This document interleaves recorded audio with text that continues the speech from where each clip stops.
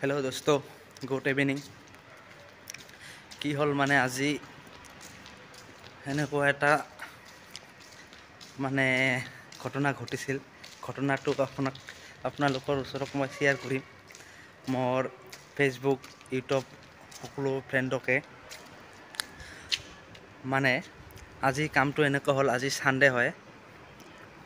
ফৰমেনৰ লগত কথা হৈছিল যে আজি কামটো এটা ৰুম হয়। ৰুমৰ কামটো ফৰমেনটোৱে ক'লে যে এইটো ৰুম বেছি ডাঙৰ নহয়, ৰুমটো সৰু ৰুমেই হয়। আৰু ৰুমটো ক'লে এইটো ৰুম তোমালোকে মাৰিব পালে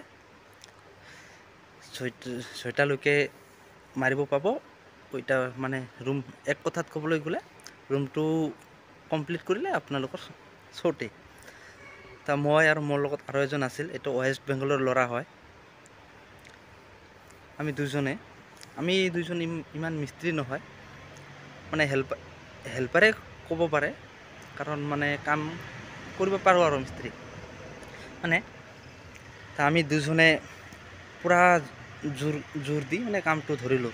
হ'ব, কামটো যিমান সোনকালে আমি চেছ কৰিব পাৰিম আমাৰে ভাল, আমি সোনকালে ৰুমত যাব পাৰিম। ইমান ৰ'দত আৰু কোনে কাম কৰে, হয় না? এনেকুৱা হ'ল। আমি ৰাতিপুৱা 6টাত ডিউটিত জইন কৰিছোঁ। 6টাত ডিউটি জইন কৰাৰ পিছত ফৰমেনে যেনেকৈ ক'ল আৰু আমি কামটো ষ্টাৰ্ট কৰি দিলোঁ। সৰু ৰুম হয় না, তাত দুজনে মিলাকে আমি ধৰ 10:30 কামটো চেছ পালোঁ। 10:30 কামটো চেছ পোৱাৰ পিছত ফৰমেনটোৱে কয়, বা ইমান জল্দি কামটো চেছ কৰিলা।